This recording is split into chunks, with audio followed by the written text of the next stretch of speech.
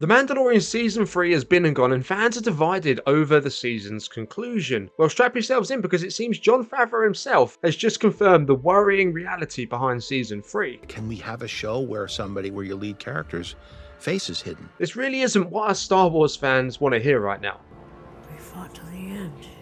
Let's get straight into what's being said, how this reveal likely confirms certain rumours that surfaced after Season 3 aired, and the impact this could have on Star Wars going forwards. 1st of March 2023, and after over 2 years off air, the 3rd season of The Mandalorian finally arrived, and it's fair to say anticipation and expectations were at an all-time high. The reality is the 2nd season of The Mandalorian was the last Star Wars Disney Plus show to really not divide opinion amongst the fans. Season 3 kicked off with a slow start in terms of the numbers it was pulling in, but seemed to recover as it progressed. However, questions were raised from the outset. Some of the audience were confused as to why Grogu was all of a sudden back with Din Djarin when in Season 2 he went off with Luke Skywalker, not watching the Book of Boba Fett. That was a bit of a weird move from Disney, which we'll explain actually in a moment. That is still a question that is asked to this very day. And it became evident pretty quickly that the show wasn't really so much about Din Djarin and Grogu this time around, which caused fans to speculate,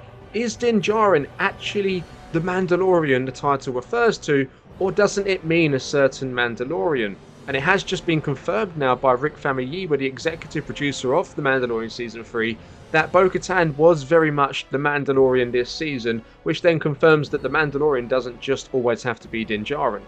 Bo, in many respects, this season is also the Mandalorian. As the season plodded along and viewer numbers increased, more and more fans were beginning to question the overall direction of the story, with many still wondering where the real threat this season was coming from. We seem to be filling up the episodes with little mini missions that don't really have anything to do with the overall story of the Mandalorian universe, and bearing in mind at this point we already knew more about what was to come with the release of the Ahsoka trailer and the introduction of Grand Admiral Thrawn. Now, as we moved into the final few episodes, the pace definitely began to pick up and the threat became clear. Moff Gideon returned. And up until this point, the leaks for Season 3, even the leaks that we reported on this channel, seemed to be pretty accurate, which led to many fans, myself included, expecting the majority of the leaks that we've heard for the end of Season 3 to also be true as well. But that, however, did nosedive into a pit of flames very, very quickly. As the Season 3 wrapped, it became clear that fans were a little underwhelmed with the season in general. There were some cool moments, some cool parts, some cool elements of the season, but overall it didn't live up to what they produced for Season 2.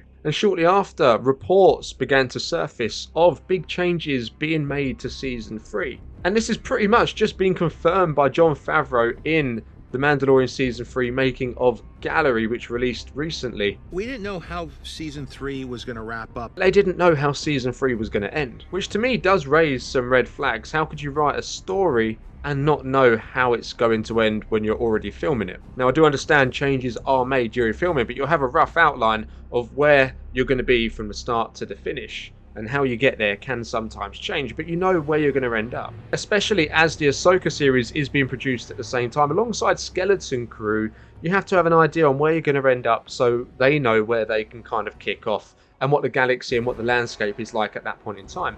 Now, we're going to get into why these changes were made in a moment, but first let's refresh on the rumours that have since confirmed to once be true only for them to be changed. And you can only imagine this is massively annoying for Jon Favreau when he's trying to create a story. Now, there is rumours of Boba Fett swooping in to save the day when our heroes were trapped on Mandalore, and his involvement in the series was actually leaked by an official Star Wars account but then removed. And we've since learned from Temuera Morrison himself that he was over in New Zealand waiting for them to give him a call, but that call just never came, and it looks like that was as a result of a cost-cutting exercise from Disney. And he also mentioned that perhaps Boba Fett content will be taking a step back and slowing down for the time being, although we do know he is going to be coming in The Mandalorian Season 4. But it does seem like there is not going to be a Book of Boba Fett Season 2. So perhaps early versions of Season 3 did include Boba Fett, but that was soon put to one side before filming even begun, because Fennec Shand was actually going to still be a part in Season 3 up until pretty much the very end. And I believe she actually filmed scenes for this. And her involvement was meant to be in a post-credit scene where she is setting up a Book of Boba Fett Season 2, which of course they decided they're not going to go ahead with now, so they wouldn't have any need for Fennec to play a part in the post-credits, but this would also explain why she was at Star Wars Celebration this year and not Tamara Morrison. Now, despite popular belief, Pedro Pascal was actually on set for Season 3, just not very often. He was tied up with The Last of Us. And it seems to me like his story was the one that was most up in the air. Pedro Pascal had an interview and he hinted that Bo-Katan does something to him in Season 3, only for us to watch all of the episodes and nothing to really happen. A photo then surfaced showing Bo-Katan and Din Djarin kissing. And I think this is likely what Pedro Pascal meant. Of course, this was filmed, but it just never made it into the final version. And it was also mentioned that Pedro Pascal would become a marshal on Faverau rather than IG-11. But then they changed their mind on this because they didn't want to tie the character down to playing a certain role. And if you remember that scene right at the end, we've got Din and Grogu on the hut on Faverau as the series pans out. Well, that was actually meant to show Pedro Pascal removing his helmet, as that is no longer a requirement for Mandalorians, but he wasn't able to be on set for that due to his commitments elsewhere. Now, as you can gather, Pedro Pascal's story is very much up in the air, and there was a wild report that two endings were discussed internally. One with Din Djarin actually being killed off, and another with someone else coming in to replace him as the Mandalorian, so they don't have to rely on Pedro Pascal anymore. Perhaps that would be an actor that's more readily available for filming. And I personally do think that's why Bo-Katan did take up a large chunk of Season 3, with Din Djarin rather being a side character. Whilst the ending we've got, he's teamed up with Carson Teva now and is very much working for the New Republic on a case-by-case basis. So what we can take away from that is they are still going to stick with Din Djarin. He's probably just not going to remove his helmet again unless it's when he does eventually meet his demise and he has one of them emotional scenes at the end. But it also means if he's not removing his helmet, then Pedro Pascal can just come in as and when to do the voiceover work, whilst doubles step in to play the role of Mando physically, which then does make it more easier for them to incorporate him in other shows, such as the Ahsoka series possibly, maybe even Skeleton Crew, but definitely for Season 4 of The Mandalorian. Pedro Pascal doing really well for himself, and being involved in other projects isn't necessarily something you can blame those behind the scenes at The Mandalorian for. However, it seems to me they definitely considered ending the character because of it, with someone else taking up the mantle. The evidence is also there in the season when Bo-Katan has more of a connection to Grogu than Din Djarin has. Often when they're on the ship together, Grogu is with Bo-Katan and Din Djarin sitting on his own. This is because they wouldn't remove Grogu from the picture even if Din Djarin goes, because Grogu is their best asset from The Mandalorian. Grogu is the thing of memes. Grogu does bring in the numbers and Grogu does sell the merchandise and toys. Going back to probably the biggest question from Season 3, why is Grogu back with Din Djarin when he went off with Luke Skywalker?